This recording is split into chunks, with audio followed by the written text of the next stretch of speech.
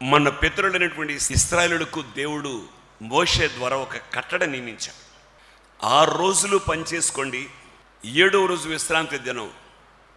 విశ్రాంతి దినాన్న శృంగధ్వని వినబడినప్పుడు మీరంతా పరిశుద్ధ సంఘంగా కూడాలి. పరిశుద్ధ సంఘం పాత నిబంధన గ్రంథంలో, క్రొత్త నిబంధన గ్రంథంలో యేసుక్రీస్తు వచ్చిన తర్వాత పరిశుద్ధ సంఘంగా ఉండమని, పరిశుద్ధులుగా చేశాడని కాదు.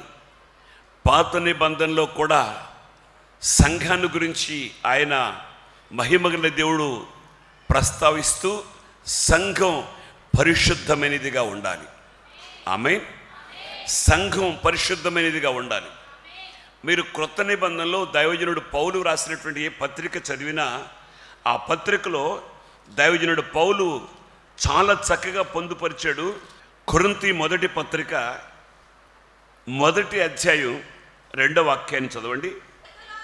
కొరింథీలోనున్న దేవుని సంఘమునకు అనగా క్రీస్తు యేసునందు పరిశుద్ధపరచబడిన వారై పరిశుద్ధులుగా ఉండుటకు సంఘం, కూడుకున్న సంఘం పరిశుద్ధత కావాలి. సంఘం పరిశుద్ధపరచబడాలి. సంఘం పరిశుద్ధపరచబడితేనే సంఘం ఎత్తబడుతుంది. సంఘం పరిశుద్ధపరచబడకుండా సంఘం ఎత్తబడదు. పరిశుద్ధత లేకుండా ఎవరూ ప్రభువుని చూడలేరు. కనుక సంఘం ఈ భూమి మీద ఉన్నప్పుడే, సంఘంగా కూడుకున్నప్పుడే, బ్రతుకున్నప్పుడే, ప్రాణంతో ఉన్నప్పుడే, సజీవులుగా ఉన్నప్పుడే పరిశుద్ధపరచబడాలి. ఆ సంఘంలో ఉన్న ప్రతి వ్యక్తి కూడా పరిశుద్ధపరచబడిన వాడై ఉండాలి. పరిశుద్ధత కలిగి ఉండాలి. పరిశుద్ధపరచబడాలి.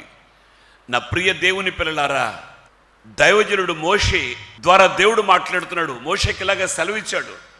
అందులో ఇది మీరు పరిశుద్ధ సంఘంగా కూడుకున్నప్పుడు అందులో మీరు జీవనోపాధి అయిన ఏ పని చేయుట అంటే జీవనోపాధి కోసం 6 రోజులు కష్టపడండి, 7వ రోజు విశ్రాంతి దినం. మన పితరులు ఇశ్రాయేలీయులు 7వ రోజు చాలా పవిత్రంగా, పరిశుద్ధంగా ఆచరించేవాళ్ళు, ఆరాధించేవాళ్ళు. వాస్తవానికి మనం కూడా 7వ రోజు బైబిల్ తప్పు, బైబిల్ అట్లా కాదు అని నేను చెప్పను. అది 7th డేకి సంబంధించిన విశ్వాసులు లేక సేవకులు చెప్పేది ఏమిటంటే, ఆదివారం ఆరాధన చేసేవాళ్ళు అది వాక్యంలో లేదు కనుక పరలోకానికి పోరు, ఏదో ఒకటి చెప్తూ ఉంటారు, రకరకాలైన కామెంట్లు. ఆ కామెంట్లన్నీ మనం పట్టించుకోకూడదు. విశ్రాంతి దినం ఆయన ఆత్మ సంబంధంగా ఎదుగుతున్న మనకి ఒక సేవకుడిగా నేను చెప్పేది ఏమిటంటే, వాస్తవానికి విశ్రాంతి దినం 7వ రోజు, అది శనివారమే. ఈ మాట ఎవ్వరూ కాదని అనలేరు. ఎందుకు మనం ఈ ఆదివారం ఆరాధన చేస్తున్నాం అంటే, ఆ విశ్రాంతి దినాన్ని ఆచరించే వాళ్ళే యేసు ప్రభుని చంపారు. యేసు ప్రభు పునరుద్ధరణై లేచింది ఆదివారం. అందుకని మనం క్రొత్త నిబంధన క్రైస్తవులుగా, క్రొత్త నిబంధన ఆత్మ సంబంధమైనటువంటి ఇశ్రాయేలుగా ఆదివారం ఆయన పునరుద్ధరణుడు కనుక ఆ పునరుద్ధానాన్ని జ్ఞాపకం చేసుకుంటూ ఈ ఆదివారం ఆరాధన చేస్తున్నాం. అంతే. ఆయన సేవకుడుగా నేను మీతో చెప్పేది ఏమిటంటే, ఆదివారం మీరు ఏ పని పెట్టుకోబాకండి. ఆదివారం పరిశుద్ధమైనటువంటి సంఘంగా కూడుకోవాలి.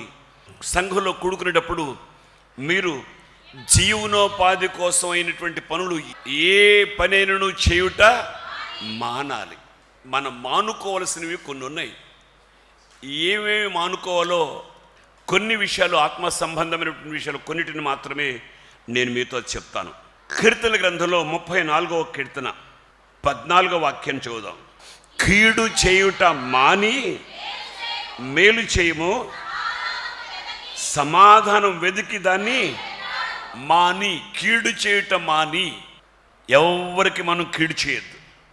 ఎవరికి సాధ్యమైనంత మట్టు కాదు, పూర్తి స్థాయిలో ఎవరికి మన శత్రువు కూడా కీడు చేయొద్దు. నిన్ను ద్వేషించేవాడు కూడా కీడు చేయొద్దు. నిన్ను దూషించేవాడు కూడా కీడు చేయొద్దు. మేలు చేయకపోతే మానేసేయి. చేతనైతే మేలే చెయ్యి. మేలు చేయడం చేత కాదు, వదిలేసేయి. కీడు మాత్రం చేయొద్దు. విశ్వాసులారా, నా ప్రియమైన దేవుని పిల్లలారా, ఇక్కడ స్త్రీలని కానీ పురుషులని కానీ ఏ భేదం లేదు. ఎవరికి మనం కీడు చేయకూడదు. కీడు చేయుట మానుకోవాలి. మనం మానాలి. మొదటగా మానాలి. చాలామంది స్వభావం ఏమిటంటే కీడే చేస్తారు కానీ మేలు చేయరు. మేలు చేయడం తెలిసి కూడా మేలు చేయరు. బైబిల్లో ఉన్న వాక్యాలే చెప్తాను నేను. నా ద్వారా ఒక వ్యక్తికి ఉద్యోగం వస్తుంది, నేను చెప్తే ఇస్తారు, కానీ నేను చెప్పను. కారణం ఏమిటంటే ఆయనకు ఉద్యోగం వస్తే బాగుపడిపోతాడేమో. చెప్పలేదంటే అర్థం ఏమిటి? కీడు చేసినట్టేగా.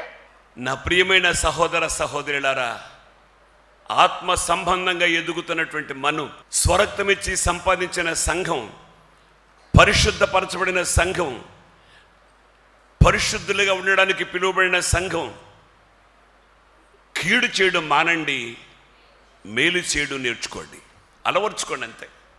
దావీదు సౌలుకి మేలే చేశాడు కానీ సౌలు రాజ్యానికి మేలు చేశాడు, సౌలు సింహాసనానికి మేలు చేశాడు కానీ దావీదుకి సౌలు కీడే చేశాడు.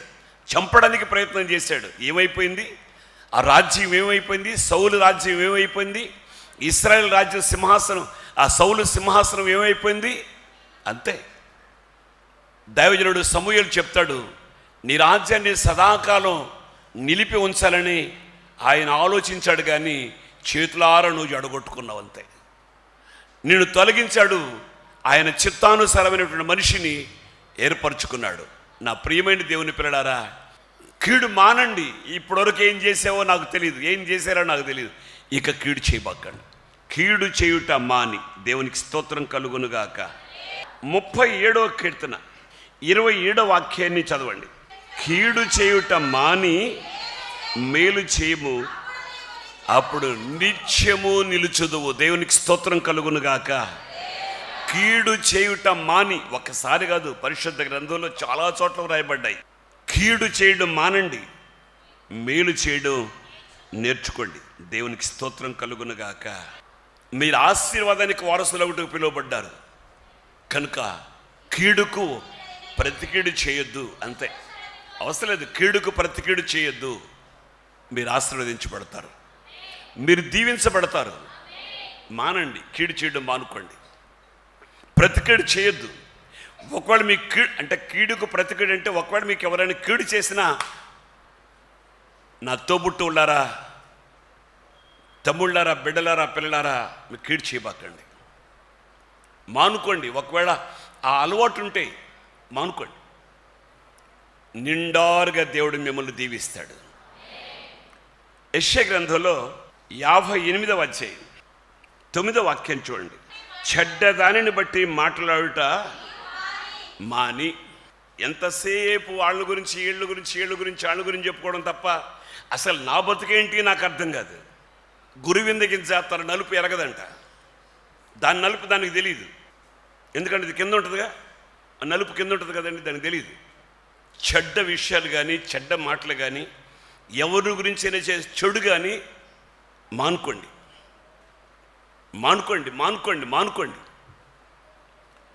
బాగుపడతారు. Praise the lord.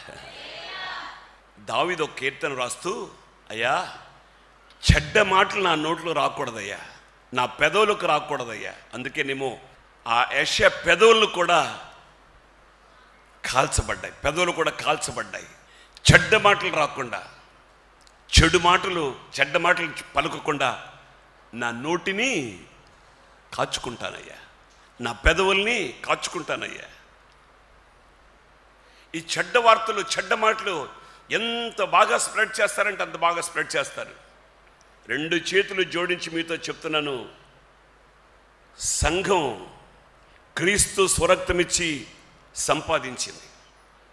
ఈ సంఘం నాది కాదు, క్రీస్తు స్వరక్తమిచ్చి సంపాదించిన సంఘం. ఈ తోటకు యజమానుడు అన్నాడు, ఈ తోటకి నేను కావలివాడిని. చెడును అసహ్యించుకోండి. నిజంగా మనం భక్తి కలిగిన వాళ్ళం అయితే చెడును అసహ్యించుకుంటాం, చెడ్డ మాటలు చెప్పం, మంచి మాటలు చెప్పండి. అనేకులు ఎదుట ధైర్యంగా సాక్షులై నిలబడండి. దేవుడు మిమ్మల్ని దీవిస్తాడు. దేవునికి మహిమ కలుగునుగాక. హల్లెలూయా. ఇర్మియా గ్రంథంలో 25వ అధ్యాయం 4వ వాక్యం. మీ చేతి పనుల వలన నాకు కోపము పుట్టించకుండానట్లును, నేను మీకు ఏ బాధయు కలుగు చేయకుండానట్లును, అన్య దేవతలను అనుసరించుటయు, వాటిని పూజించుటయు, వాటికి నమస్కారము చేయుటయు మాని మీరందరూ చెడ్డ మార్గమును మీ దుష్టక్రియలను విడిచిపెట్టి తిరిగిన ఎడల యెహోవా మీకును మీ పితరులకును నిత్య నివాసముగా దయచేసిన దేశంలో మీరు నివసింతురు. దేవునికి స్తోత్రం కలుగునుగాక. చెప్పండి హల్లెలూయా. ఏ బాధ మీకు కలుగు చేయకుండేటట్లుగా దేవుడు దేవుని కోపం పుట్టించకుండా మీరు అన్య దేవతలను అనుసరించుటయు, వాటిని పూజించుటయు, వాటికి నమస్కారం చేయుటయు మానాలా అటు చుట్టూ తిరగాల. ఒకానొక సందర్భంలో మహిమగల దేవుడు అంటాడు, విగ్రహాలు నాకు అసహ్యం అంటాడు. దైవజనుడు పౌలైతే కొరింథీ పత్రికలో క్రీస్తుకును బెలియారుకి ఏం సంబంధం, వెలుగునకు చీకటితో ఏం పొత్తు, అవిశ్వాసతో విశ్వాసకి పాలెక్కడది, అది దేవుని ఆలయానికి విగ్రహానికి ఏం పొందిక. ఈరోజు క్రైస్తవులు చాలామంది క్రైస్తవులుగా బ్రతకడం లేదు, అన్యులుగా బ్రతుకుతున్నారు. కొంతమంది స్త్రీలను మనం చూస్తే వాళ్ళు క్రైస్తవ స్త్రీలకు తగినట్టుగా లేరు, కనబడటం లేదు. హైందవుల సాంప్రదాయం, హైందవ సహోదరుల సాంప్రదాయాన్ని అలవరుచుకున్నారు. అవునండి, వాళ్ళ కాపర్లు కూడా వాళ్ళకేం చెప్పరు. వాళ్ళ కాపర్లు బొమ్మలు చేసి బొమ్మలు పెట్టుకుని బొమ్మలకి పూజ చేస్తున్నారు. బొమ్మలకి ఒకళ్ళ యేసు ప్రభు బొమ్మ కావచ్చు, ఇంకొక బొమ్మ కావచ్చు, ఇంకొక బొమ్మ కావచ్చు, బాల యేసు ప్రభు కావచ్చు, లేకపోతే గొర్రెపిల్లని సంకలు పెట్టుకున్న బొమ్మ కావచ్చు, లేకపోతే కుంకి కర్రని చేతిలో పెట్టుకున్న కర్ర బొమ్మ కావచ్చు, లేకపోతే సిలువలో వేలాడుతున్న బొమ్మ కావచ్చు. ఏదైనా బొమ్మే.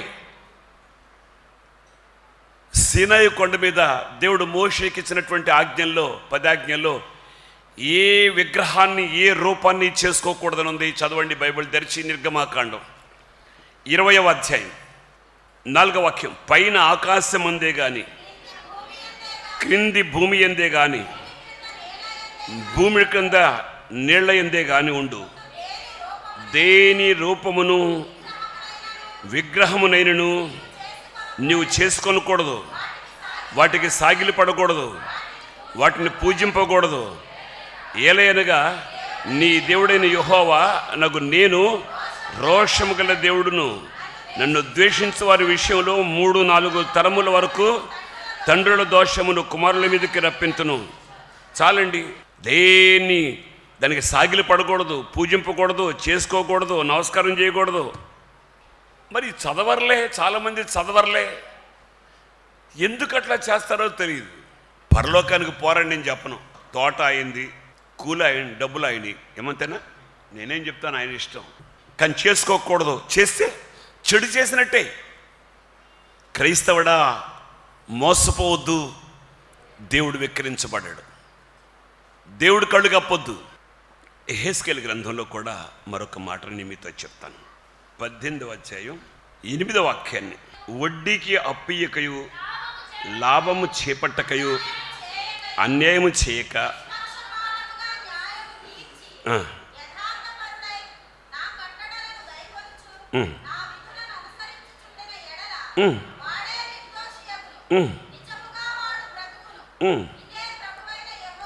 ఏడవ వాక్యం కూడా చూడండి. ఎవని నేను బాధ పెట్టకయు రుణస్థునికి అతని తాకట్టు చెల్లించి బలాత్కారము చేత నష్టము కలుగ చేయకుండువాడై ఆకలి గనవానికి ఆహారం ఇచ్చి దిగంబరికి బట్టలిచ్చి. చాలండి. 18వ అధ్యాయం 8వ వాక్యాన్ని ముందు 7వ వాక్యం తర్వాత చదవండి, మీకు అర్థమవుతుంది. ఇవి మానుకోండి, కొంచెం మానుకోండి, ఇవి మానండి. ఒక ఆయన అడిగితే అంటాడు, ధర్మ వడ్డీ అండి నాది, నా ధర్మ వడ్డీ అండి ఎంత అంటే 5 రూపాయలంట. 5 రూపాయలంట ధర్మ వడ్డీ. ఇది చెడు పని, చెడు అంతే. అక్రమ సంబంధం చెడు, అన్యాయం చెడు, అక్రమం చెడు, దుర్వ్యాపారం చెడు, దుర్వ్యాపారం చెడు. ఏమైంది? అటు దుర్వ్యాపారం చేశాడు, చేయకుండా మంచి వ్యాపారం చేయకుండా దుర్వ్యాపారం చేశాడు. దుర్వ్యాపారం చేసి అంతా పాడు చేశాను అంత బైబిల్లో, లోకాసువార్త 15వ అధ్యాయంలో. చెడును, చెడ్డ మాటలు మాని ఆ తర్వాత అన్య దేవతలను, బొమ్మల్ని చేసుకుని విగ్రహాలను చేసుకోవడం, పూజించడం మానుకోండి. దండం పెట్టడం మానుకోండి. అట్లా వెళ్తా అక్కడ యేసు ప్రభు బొమ్మ కనపడింది అనుకోండి, ఇట్ట పోతారు. ఏంటో మరి నాకు తెలియదు, లేకపోతే ఎట్ట అంటారు ఏంటో. మానండి, మహిమగల దేవుణ్ణి పూజించండి, ఆయన ఆరాధించండి. మహోన్నతుడైనటువంటి మహిమగల దేవుణ్ణి, మన కొరకు కల్వరి శిలువలో వేలాడి ప్రాణాన్ని బలిగా అర్పించిన దేవుని గొర్రెపిల్ల, లోక పాపాలను మోసుకుని పోయి దేవుని గొర్రెపిల్లను ఆరాధించండి, పూజించండి, దండం పెట్టండి, సాగిలిపడండి. దేవుడు చూస్తాడు, మిమ్మల్ని ఆశీర్వదిస్తాడు. దేవునికే మహిమ కలుగునుగాక. హల్లెలూయా. ప్రవక్త ఇర్మియా గ్రంథంలో 4వ అధ్యాయం మొదటి వాక్యాన్ని చదువుదాం. ఎవరు వాక్కు ఇది? సేవకుడు వాక్కు, సేవకుడు మాట కదా ఇది. ఇదే యెహోవా వాక్కు. ఇశ్రాయేలు, నీవు తిరిగి రానుద్దేశించిన ఎడల నా యొద్దకే రావలెను. నీవు ఇటు అటు తిరుగుట మాని. ఏం మాని? ఇక్కడ ఈ మందిరంలో 1 సంవత్సరం అయిపోయిన తర్వాత ఇంకొక మందిరంలో 1 సంవత్సరం, ఇది అయిపోయిన తర్వాత ఇంకో దగ్గరికి ఇటు అటు తిరుగుట మాని. అది హేయక్రియ. ఆరాధన కూటానికి వెళ్ళొద్దని చెప్పట్లా నేను, ఏ కూటానికి వెళ్ళకూడదని నేను చెప్పట్లా. వెళ్ళండి, కూటానికి వెళ్ళండి, చేతనైతే కానుక ఇవ్వండి, వెళ్ళండి, కూటానికి వెళ్ళండి, వాక్యం వినండి, అది మంచిగా ఉంటే వినండి, అర్థం చేసుకోండి, హృదయంలో భద్రం చేసుకోండి. మనకు ఒక దొడ్డు ఉంది, మనకు ఒక సంఘం ఉంది, అది క్రీస్తు స్వరక్తం ఇచ్చి సంపాదించిన సంఘం. ఈ సంఘాన్ని విడిచిపెట్టి పగలక్కడ, రాత్రి ఇక్కడ, ఈవినింగ్ ఎక్కడ, అక్కడ ఇక్కడ ఇటు అటు తిరుగుట మాని. అది హేయక్రియ, అది అసహ్యమైనటువంటి, దేవునికి అసహ్యమైనటువంటి పని. మాని నీ హేయక్రియలను నా సన్నిధి నుండి తొలగించి. దేవునికి మహిమ కలుగునుగాక. హల్లెలూయా. ఇటు అటు పెచ్చోడు తిరిగినట్టే. ఇక్కడ నచ్చలేదు, చాలా ధైర్యంగా చెప్తాను ఈ మాటని. ఇక్కడ కంటే ఆత్మీయ ఆహారం నువ్వు వెళ్ళిన చోట బాగుంది, స్టాండ్గా ఉండి అక్కడ స్థిరపడు. నేను వద్దని అన్నావు. ఇక్కడ మందిరం నిర్మాణం అవుతుందని, ఈ జనం వస్తారని నేను కలలో కూడా అనుకోలేదు. దేవుడు చేశాడంతే. వస్తున్నారు కదని ఏనాడు గర్వపడలేదు, గర్వించలేదు. ఎక్కడైనా మీకు నచ్చింది, మీరు వెళ్ళిన దగ్గర నచ్చింది, ఆత్మకు హత్తుకుంది, ఆత్మీయంగా ఉంది, వాక్యం ఆత్మానుసారంగా ప్రకటిస్తూ ఉన్నాడు దైవజనుడు, చక్కగా ఉండండి, వినండి. ఇటు అటు కాదు, ఒక చోట కుదురుగా ఉండు, స్థిరంగా ఉండు, స్థిరపడు, ఆత్మీయంగా బలం పొందు. మహిమగల రాజ్యానికి, మహిమగల సింహాసనానికి చేరుకుందాం. ఇటు అటు తిరుగుట మాని. ఇటు అటు తిరుగుళ్ళకి నేను చెప్తున్నాను ఈ మాట. మాని స్థిరంగా ఉండండి. దేవుడు మిమ్మల్ని, మీ కుటుంబాలని ఆశీర్వదిస్తాడు. తల వంచండి. కీడు చేటు మానుకుందాం, వాక్యానుసారంగా బ్రతుకుదాం. చెడ్డ మాటలు పలకకుండా నోటిని కాచుకుందాం, కాపాడుకుందాం. చెడు చేయడం మానుకుందాం. విగ్రహాన్ని పూజించడం, సాగిలపడడం, దండం పెట్టడం మానుకుందాం. ఇటు అటు తిరిగి అలవాటు నీకుంది. ఇక్కడ నచ్చిపోతే ఇంకో చోటకి, అక్కడ నచ్చిపోతే ఇంకో చోటకి కాదు. ఆత్మ సంబంధంగా నువ్వు బలం పొందుతున్న చోట స్థిరపడు, ఉండు, ఆత్మీయంగా ఎదుగు. మహిమగల రాజ్యానికి వారసులుగా నడిపించబడు. ఎక్కడో గంతు అక్కడో గంతు కప్పగంతులు యొద్దు. వాక్యాన్ని శ్రద్ధగా విందాం, వాక్యాన్ని అనుసరిద్దాం, ఆత్మీయంగా మేలు పొందుదాం. ప్రేమగల తండ్రి, మహిమగల దేవా, నీకు స్తోత్రం చెల్లిస్తున్నాను. ఆరాధనలో పరిశుద్ధాత్ముడా, నీ సంచారం మా మధ్య ఉంచి మీరు మాట్లాడారయ్యా. నాతో మాట్లాడావు, మా అందరితో మాట్లాడావు. మేము ఆత్మీయంగా బలం పొందేటట్లుగా వాక్యమై ఉన్న దేవుడా, మాతో మాట్లాడిన జీవం గల మీ మాట కొరకై స్తోత్రం చెల్లిస్తూ, మేము ఏమేమి మానుకోవాలో అవసరం వచ్చిన ప్రతిసారి మాకు బోధించి, మాకు నేర్పించి, మమ్మల్ని సిద్ధపరిచి స్థిరపరిచి మీ మహిమగల రాకడకు రాజ్యానికి వారసులుగా నడిపించమని ప్రకటించబడిన ప్రతి మాట ప్రతి ఒక్కరి హృదయంలో మొలకెత్తాలయ్యా, నూరంతలుగా ఫలించాలి.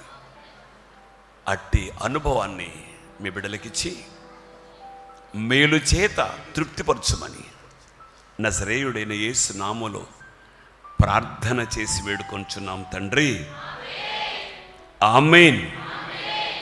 మన తండ్రి అయిన దేవుని ప్రేమ, ప్రభువైన యేసుక్రీస్తు కృప, పరిశుద్ధాత్మ దేవుని దీవెన, ఆశీర్వాదాలు మానుకోవలసినవి మేము విన్నవి వాటిని మానుకుంటాం అని తీర్మానించుకుని ప్రార్థించిన ప్రియమైన పిల్లలకు ఆయన కృప తోడయుండునుగాక. ఆమేన్. వందనాలందరికీ. దేవుడు మిమ్మల్ని ఆశీర్వదించునుగాక.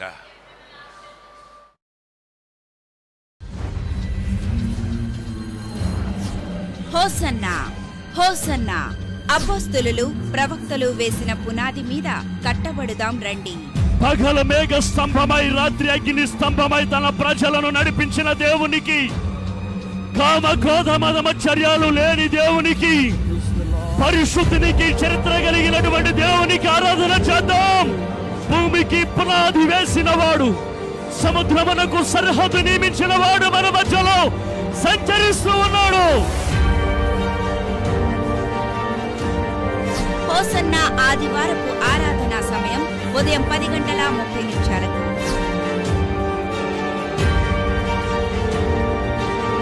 ఆత్మీయులైన దైవజనులు పాస్టర్ ఈడి కృపాదానం గారు ఉపదేశ సారమును బోధించెదరు. నీవు విచారణ చేయవలసింది ఏమిటి తెలుసా? ఏ పొలంలో సమృద్ధి అయినటువంటి ఆత్మీయ ఆహారం దొరుకుతుంది, ఏ పొలానికి పెడితే పరిశుద్ధత ఉంది. నేను పరిశుద్ధుడిని అని చెప్పుకునే చోట పరిశుద్ధత లేదు. మేము మాత్రమే పరిశుద్ధులు, మమ్మల్ని మించి పరిశుద్ధుడి లోకంలో లేదని చెప్పుకునే అబద్ధాల మాటలు నమ్మకండి, మోసపోవద్దు. పరిశుద్ధత కనబడుతుంది.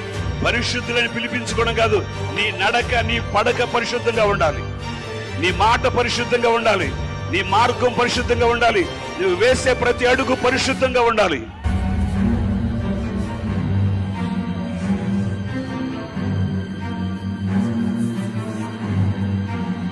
రండి, మన ప్రతి సమస్యకు పరిష్కారం పునరుద్ధానుడైన క్రీస్తు ద్వారానే పొందుకుందాం.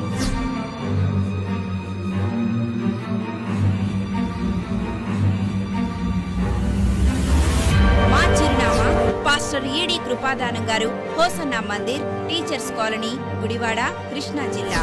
సెల్ నంబర్స్ 9440151662 మరియు 8520099954.